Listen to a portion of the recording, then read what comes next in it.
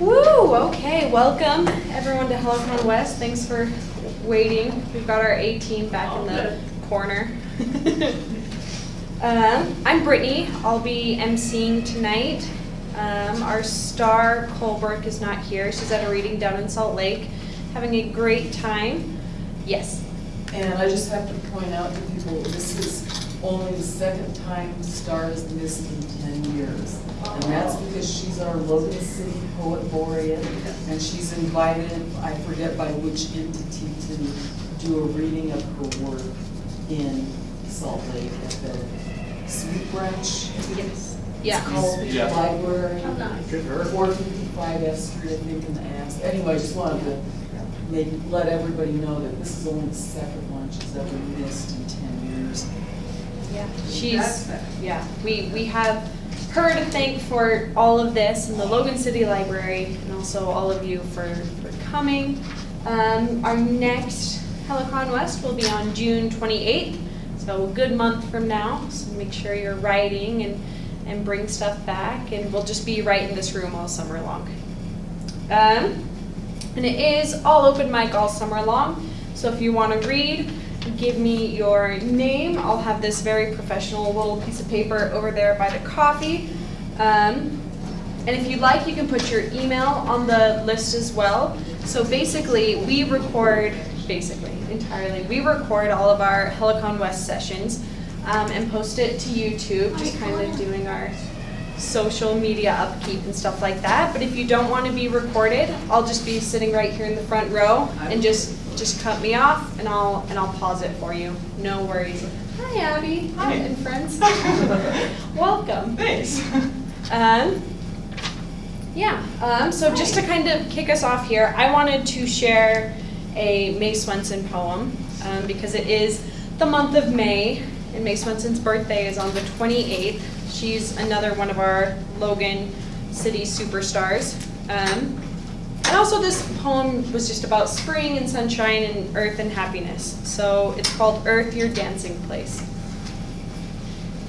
Beneath heaven's vault, remember always walking through halls of cloud, down aisles of sunlight, or through high hedges of the green rain.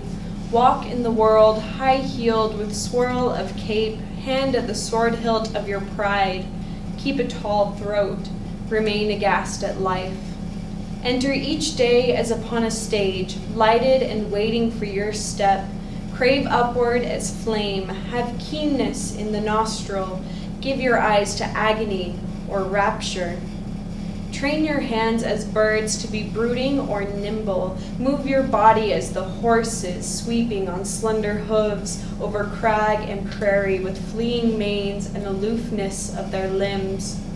Take earth for your own large room, and the floor of earth carpeted with sunlight and hung round with silver wind for your dancing place.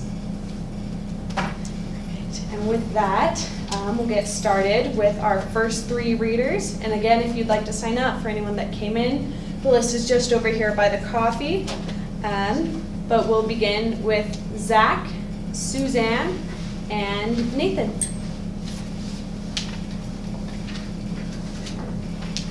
How are you guys? Great, how are you? Good. Good, yeah, I wrote this about 30 minutes ago, so it's a little rough. Soundtrack. Not sure what you define as a soundtrack of life, but mine is most excellent. Always playing for the love of life I found in the most peculiar places. On an Xbox One, playing Destiny. Playing a raid that had only been out a few months, facing multiple oracles in the Vault of Glass just days after its release.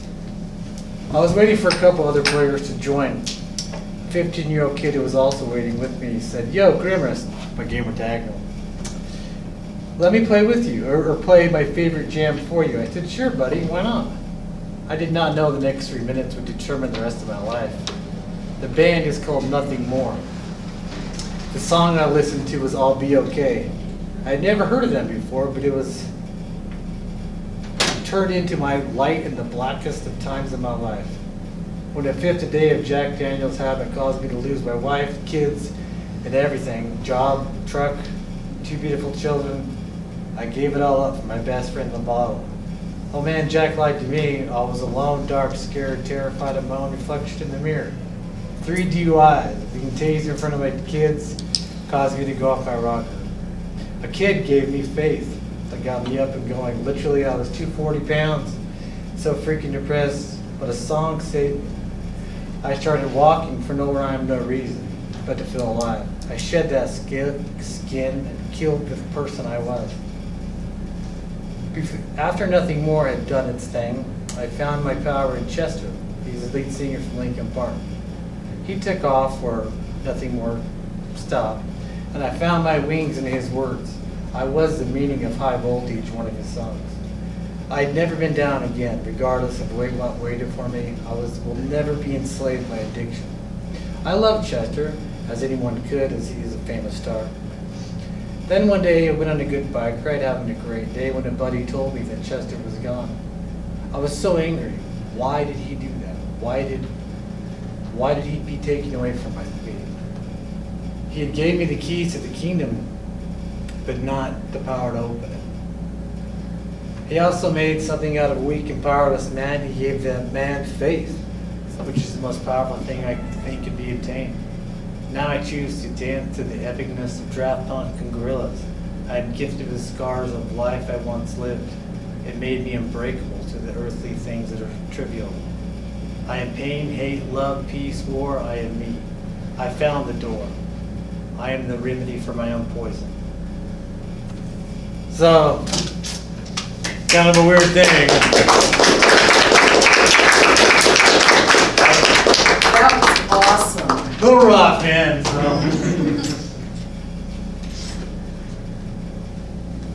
And from one extreme to the other.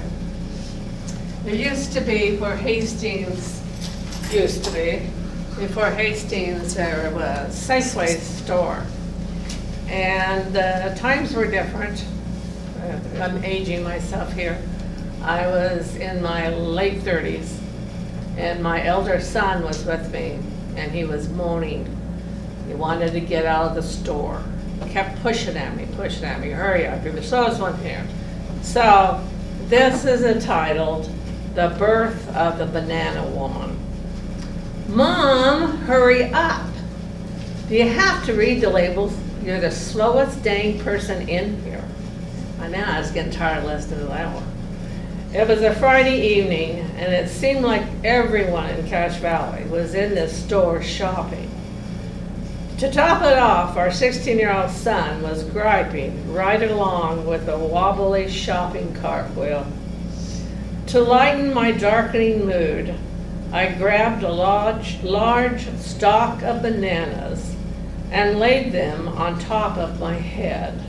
They fit quite nicely. I'd probably have the cops called on me and be arrested nowadays.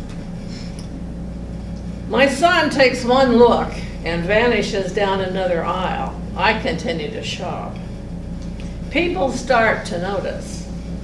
Whole new vibe in the produce section. It all changed. People are looking at Miss Banana Head, and the uptight feeling in the produce aisle changes to happy Friday night, chill out mode. Group of relaxed, smiling shoppers. I continue to shop store as Banana Woman. You can tell I'm really introverted here. You know. I continue to shop store as Banana Woman. Son peeks around the corner to see if Mom is still being weird. She is. Son vanishes again. Whole store is now abuzz with talk of Carmen Miranda, Chiquita da Banana, crazy woman. Everyone is laughing, having a heck of a good Friday night show, and I'm happy to bring it to them. Son is beginning to peer a little as he sees how happy the once uptight people are. I fill my wobbly shopping cart and get in checkout line. Checker keeps looking at me, a worried expression on his face. I get up to the checker and remove bananas. I tell him that I'm pulling a joke on my son. Relief fills his face. Lady, I'm sure glad it was a joke, because I had no idea on how I was going to ask you to remove those bananas from your head so I could weigh them. Bagger starts to put bananas in paper bag. Checker stops him. She wants to wear them out. She is pulling a joke on her son. Bagger gets into the action and leans over and gently places them back on my head. Son passes through exit doors. Still proudly adorned with my banana headdress, I exit the store. Look, an older lady exclaims to her husband as they enter the store. She doesn't want to bruise the bananas. Son and I make a deal. If he doesn't complain in store, no banana mom. Deal made, promise kept. But to tell the truth, I miss Banana Woman. For she brought laughter and happiness to a group of tired Friday night crowded shoppers. They left the store with a smile on their faces and a story to tell. Banana Woman had completed her mission.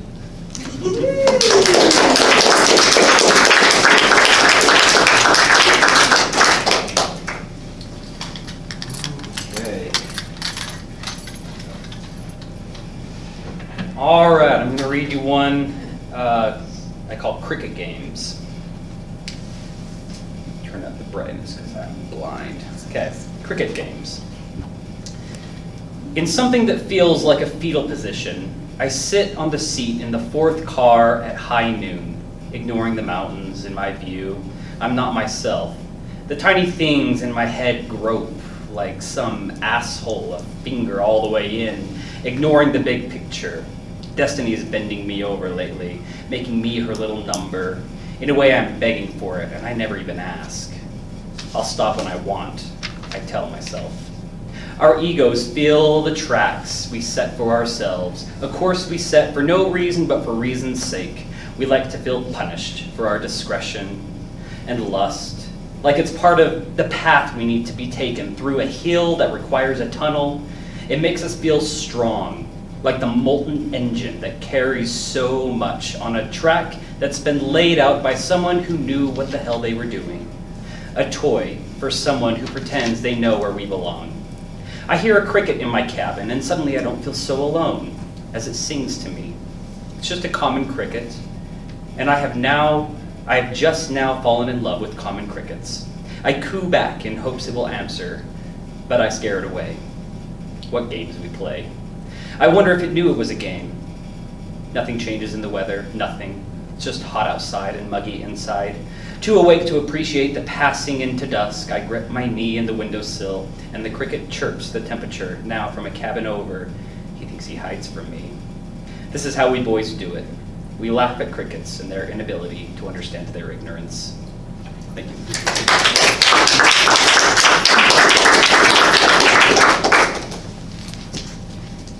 Sweet, I'll just grab the list. I'll take some time here. A couple little notes I forgot to add at the beginning, and my husband's use of words, like asshole, reminded me. This is an uncensored event. Each reader has 7 minutes. After 7 minutes, we'll clap you off. So just whatever you want to read in that time. You don't have to take the whole time. And if you give us your email, also on this list, you can be put. You can get the email link for the video after that's uploaded, and that'll be sometime in the next couple days. And again, this is over there if anyone wants to sign up. And the next 3 readers are Brittany, myself, Nate Sellers, and Ron. So I will start. So the poem I brought in to read today is an imitation poem based off one of Mae Swenson's poems. So I thought I'd bring in the original May Swenson poem and read that first and then read mine. So this first one is by May, and it's titled Strawberrying. My hands are murder red. Many a plump head drops on the heap in the basket, or, ripe to bursting, they might be hearts matching the blackbird's wing fleck. Gripped to a reed, he shrieks his cokery in the next field. He's left his peck in some juicy cheeks, when at first blush and mostly white, they showed streaks of sweetness to the marauder. We're picking near the shore, the morning sunny, a slight wind moving rough-veined leaves, our hands rumble among. Fingers find by field the ready fruit in clusters. Here and there, their squishy wounds. Flesh was perfect yesterday. June was for gorging. Sweethearts young and firm before decay. Take only the biggest and not too ripe, a mother calls to her girl and boy, barefoot in the furrows. Don't step on any. Don't change rows. Don't eat too many. Mesmerized by the largesse, the children squat and pull and pick handfuls of rich scarlets, half for the baskets, half for avid mouths. Soon whole faces are stained. A crop this thick begs for plunder. Ripeness wants to be ravished, as udders of cows when hard, the blue-veined bags distended, ache to be stripped. Hunkered in mud between the rows, sun-burning the backs of our necks, we grope for and rip loose soft nibbled heads. If they bleed, too soft, let them stay. Let them rot in the heat. When hidden away in a damp hollow under moldy leaves, I come upon a clump of heart shapes once red, now spider-spit gray, intact but empty, still attached to their dead stems, family smothered as at Pompeii. I rise and stretch. I eat one more big, ripe, lopped head. Red-handed, I leave the field. So taking that poem, I wrote this one, and it's titled Pollination. My pillow is bloom red. Many a curled hair shed with a sigh in the bed sheets.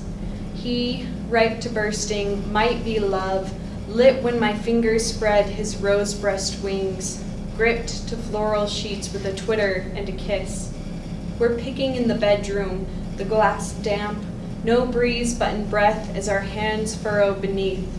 Fingers find by field the ready bulbs in clusters, flesh for gorging, annual tongues firm before decay. Mouths full of rich scarlet tongues, whole faces painted. The crop in his hips begs for plunder. Ripeness wants to be ravished as stamen when swollen ache to be licked, stemmed between petals, plucked with mayful lips, singing ourselves to pollination. Thank you.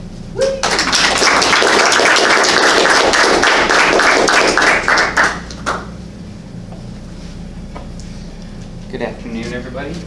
So, following suit, I have two poems I'd like to read. I couldn't decide which one I wanted to start off with. So the first one is Mother's Day was recently, and was recent this month, and I wasn't able to go down and spend it with my mom, so I wrote a poem for her and I sent it to her, and I wanted to share it with you all. It says, more than a title that is given, someone separate from any other. It requires a special person to be somebody's mother. It is something we all have, a woman who gave us birth, but my mother is not just this, my mother is of much greater worth. When I was young, she was there to teach me right from wrong. And when my rights turned to wrongs, she was there forever strong. When I felt alone, she was there to sing a calming song, and in her arms I would feel a place where I belong. When responsibilities came, she was there to lend a listening ear, to offer loving guidance and to silence every fear. When I needed a friend, she was there to suffer through all my teasing. Our humor would go back and forth and leave us laughing, crying, and wheezing. Now that I am grown, she's still here, greater than all the rest. I am grateful for her, I am eternally blessed. I love my mother, the older I get, the clearer I see how lucky I am that she has been the perfect mother to me. As you can see, I just truly love my mom. And also that I wasn't able to spend Mother's Day with her this year, so I wrote that for her. And so the second thing I wanted to read to you all is 2.5 years ago, I returned home from serving a mission for the Church of Jesus Christ of Latter-day Saints. And for the premise for the poem, I wrote it a month before I returned home, and it's kind of like going through my journey as a missionary. For those of you who have either had the pleasure or displeasure of running into Mormon missionaries, you know they wear little black tags on their chests. And so keep that in mind as I read this to you. I say goodbye to my parents, they wave goodbye to me. I grab my bags and square my shoulders. It's my first day at the MTC. I manage to take a step or two before I turn all green. My shoulders slacken, my knees shake. I'm the most nervous missionary you've ever seen. Packets, papers, companions, a tag is put on my chest. Can I do this? Can I represent him? Can I pass my test? I look down and see my name. I feel homesick and alone. But then I see another name, one that's beneath my own. I lift my chin and remember that I am known. I won't have to travel this road or bear this burden alone. I'm now in the field, fresh out of the MTC. I have it all figured out. I know exactly what it needs to be. I arrive in my first area, and there's not a farm in sight. I'm serving in Des Moines, Iowa, ready to fight the good fight. You guys probably thought it was somewhere interesting, like Africa or something. I have this missionary thing down. I sent an email which stated, Mission President, just give me a few months and this whole area will soon be translated. My second area came. I had been a bit humbled by now. I was opening a new area, a tiny, quirky little town. We knock on a door one late dark night. The door opens and we testify of the gospel's light. We are invited back to teach their small family. I come to truly love them. I'm beginning to understand finally what the gospel can do to renew somebody's life, but I had more to learn both by joy and strife. I'm now in my third area, which will prove to be a refiner's fire, but it's not just by sorrow that we learn to become like our sire. At this point, I am just tired. Why do I feel alone? I cried. I've worked hard, stayed loyal. I thought you would never leave my side. I looked down again and saw my name, a bit more worn and scratched, but they're still the same. My gaze was drawn to the ever-present name below. The scripture came to my mind, my son, peace be unto thy soul. I came to better understand what true faith means, that he is always near, even when he can't be seen. I learned how greatness comes to pass by small and simple things, like a hurricane being formed by the flap of a butterfly's wings. Months and companions passed, faster and faster it seemed. Time goes by more quickly than I ever could have believed. A moment came that changed my life, something that weighed all the sorrow and all the strife. Up to this point, I did not understand what my mission truly meant. To bring these people back home was the reason I was sent. This clarity and understanding came as I stood in font, hand raised, and listened to the words that I said, which were, having been commissioned. I then understand how the gospel can raise us to new heights because I saw it and felt the love of Jesus Christ. When times are rough and my head hangs low, I look to the name that's beneath my own. I lift my chin and say to myself, let's bring these people home. Time continues to fly by. My mission begins to wind down. I never thought I'd say it, but when I think of leaving, I frown. The thought of saying goodbye to all the friends and family I've made is a little too much for me. It makes me a little afraid. The love that I feel as I am with you, my friends, makes me not want to go. It's like I'm leaving home again. All my areas and companions have prepared me for what's to come. Now it's time to return to the place from whence I'm from. Now I no longer need to look to see the name that's beneath my own. For Jesus Christ is now my heart, his ever-present home. My mission will never be done away, not one jot or tittle, for the mission, it never ends. It only changes a little. And I know some of you might not be religious in here, and I just want to know this is something that's very important to me, and I just wanted to share it with you all, and I thank you.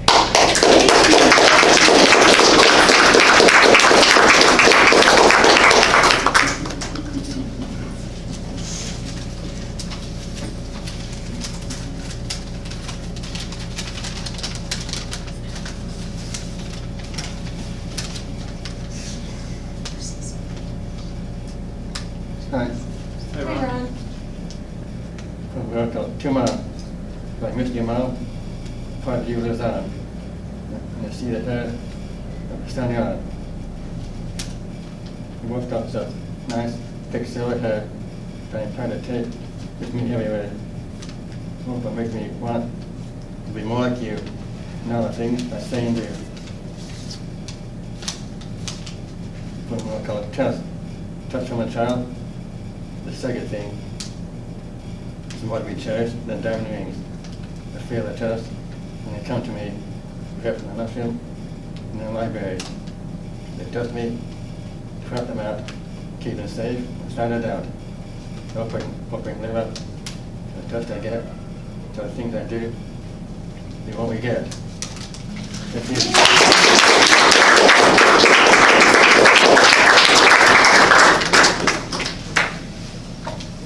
All right, does anyone else want their name down on the list?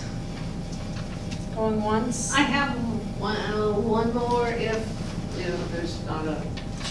I mean, everyone might beat you up for it, but stiff competition in here.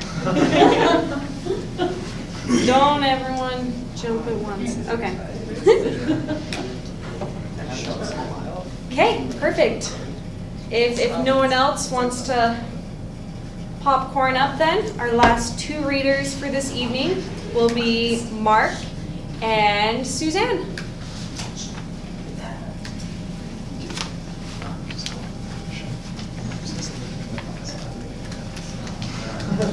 Howdy.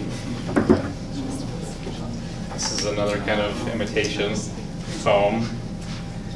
The title I have for it is Charge of the Anxiety Brigade at 4 a.m. So that's the working title right now. I know that one. Racing thoughts, mind lost in clutter. I should be sleeping, I hopelessly mutter. Minutes then hours pass into the moonlit grass. I should be sleeping, I hopelessly mutter. Minutes then hours pass, mouth dry I fill a glass. Hungry too? Midnight snack, juice, toast, and butter.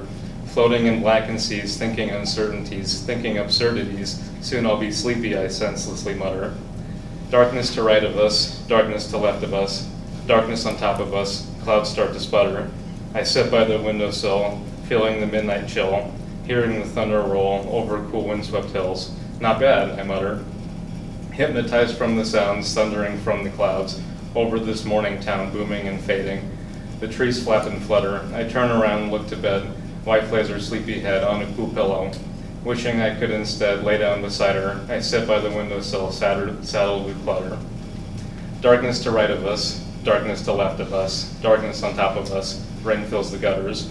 I sit by the windowsill, tense and frustrated still, reach for the Benadryl, start with one, make it two. Rain falls like sleeping pills, poured over top of us, patters and putters. Benadryl acting fast, stomach full, empty glass, back in the cupboard. Maybe I can at last let a few hours pass, sunlight piercing the shutters. Thank you.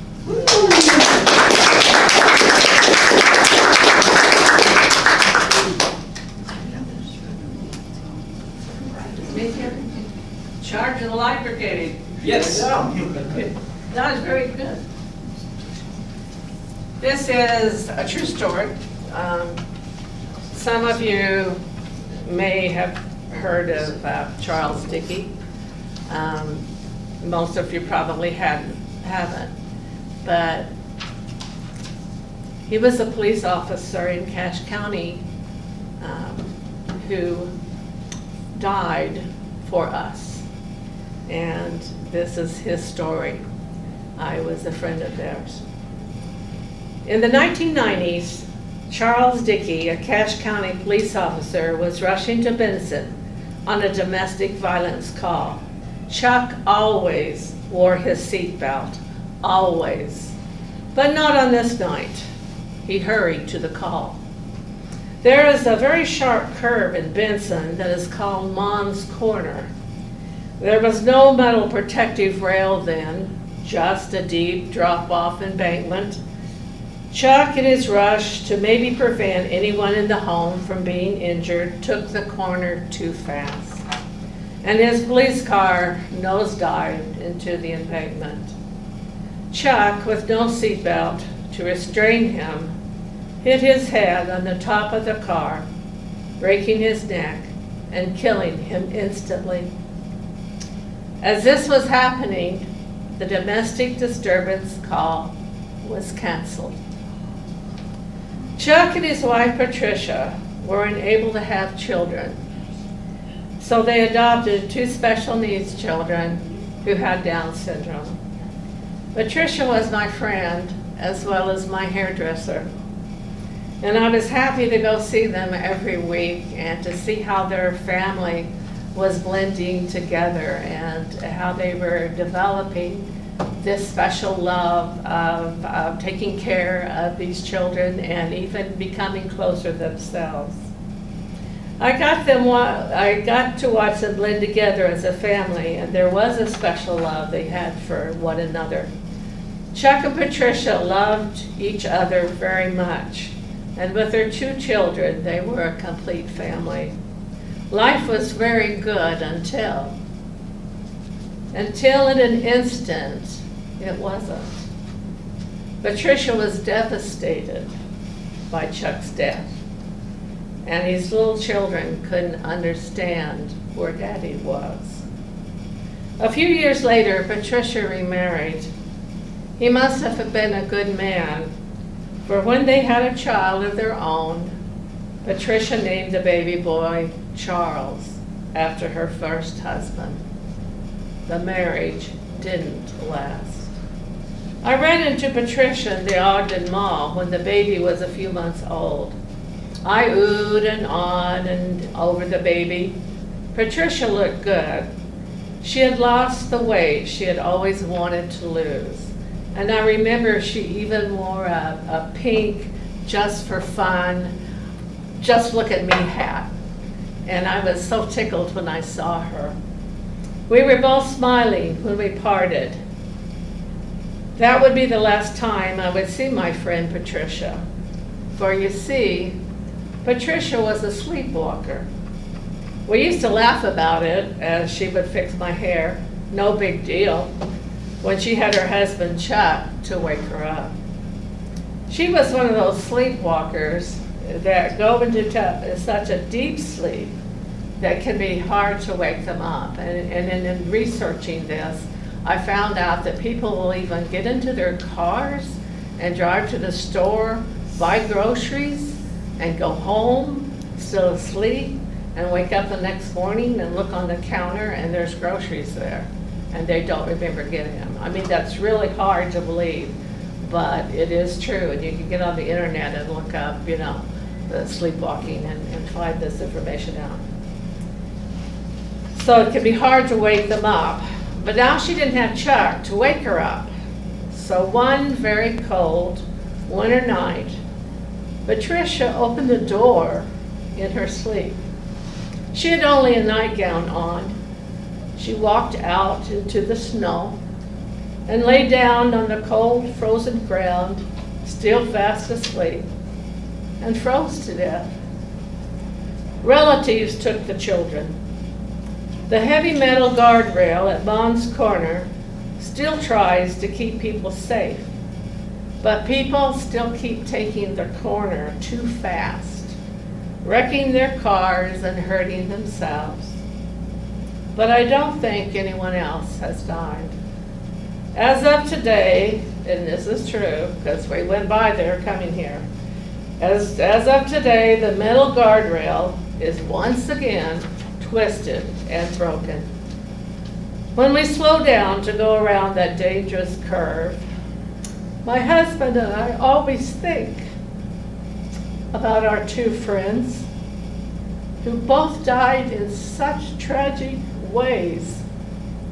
And we always remember to tell them that we miss them and that we will always love them.